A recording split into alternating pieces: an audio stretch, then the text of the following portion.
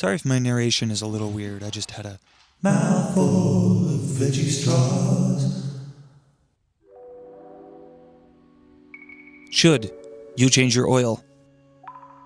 Well, there are a few things you'll need. First, oil. Second, an oil filter. And third, you'll need a drain bucket and some basic tools. There are a few things to consider when considering changing your own oil that you would need to consider. First is obviously the cost. The first time you do it, there are some odds and ends that you'll need to pick up, and it'll be slow and you will make a giant mess. It'll cost what an oil change would normally cost, and it will take you a few hours. But the second time, it'll be cheaper. I got all three of these and the filters for the price of one full synthetic oil change at Jiffy Lube, and it's higher quality all around. This is what I would get if I didn't care much about my car, which is the case for my Corolla. It's Walmart oil and a Fram filter. It gets the job done for about $30. This is what you use if you care a little bit more. Full synthetic, high mileage motor oil, and a name brand filter. Tends to be a bit better overall. I'll either do name brand or Mobil 1. The last thing you might need is an oil filter removal tool. Lube techs tend to over-torque filters like crazy, and they can be super stubborn to get off. So you're going to want to use this little tool. Basically, you put it on a 3/8 ratchet, and when you go to unscrew, it actually tightens those clamps so it won't slide off, and it'll just take the filter right off. When you lift your car, chock the wheels so that you don't end up sending your car into the neighbor's backyard. Get it up in the air, and if you don't have a fancy jack, that's fine. You should have a cheap one in your trunk that gets the job done. Always use a jack stand, though. They are worth the investment as far as safety. You don't want to drop a car on yourself. Don't drop a car on yourself. The cap on your engine tells you what kind of oil you need, and it screws right off. But don't forget that O-ring. When you get under the car, look around, and you'll find the oil filter. I love Hondas because they are so easy to get to. A lot of different manufacturers make these oil filters a little bit tougher to get to.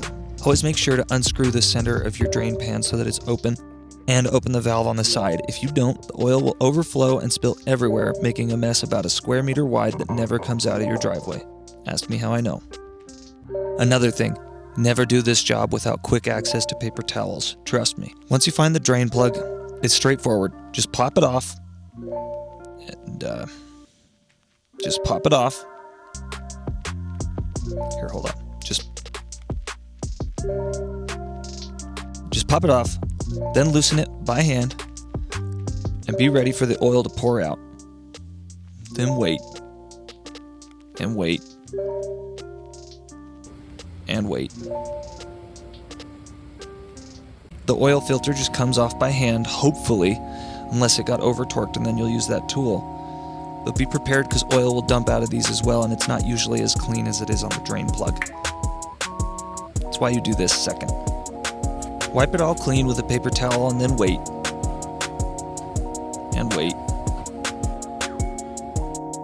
And wait. When it's basically done, thread the plug back on. There's a washer on there as well, so make sure to check it for any cracks so you know it won't leak. Wipe it clean, then torque it to around 30 foot-pounds. If you don't put this back on, you're going to have a very bad day. Make sure that you lubricate the O-ring on your new oil filter. This is easy to do. You just dip your finger in the old oil and wipe it around the edges. Screw on your new oil filter pretty tightly. You want it tight enough that you can't easily get it off, but still loose enough that you could get it off if you needed to. That's typically like the correct range. For the sake of this YouTube video, I was kind of hoping I would make a giant mess, but I did 3 oil changes without spilling a drop of oil on the ground. I'm simultaneously very proud of myself and very sad for my YouTube video. Okay, so you have your fancy new motor oil, and you have, oh, hold on, don't pour it in that way. Turn it sideways. That way you don't get any air bubbles that make the oil slop out.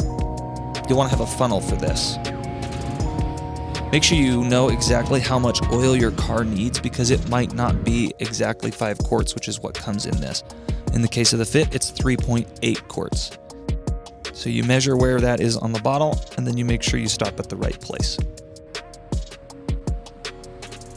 Now put on your oil cap, make sure that O-ring is in there. It is.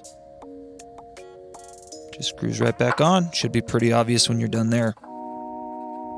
Another important and often overlooked step is the mileage. If you have an old sticker from Jiffy Lube or wherever you used to get your oil changed, I like to just cross out the old number and write a new number. Super pretty.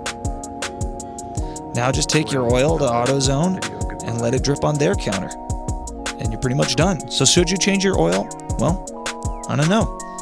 If you're willing to do this much work to save $60 every few months, go for it. If you're not, just pay someone. Anyway, thanks for watching. Like and subscribe. Thank you for subscribing to my YouTube channel. Hey, while you're here, try another one. Please. Please. Please.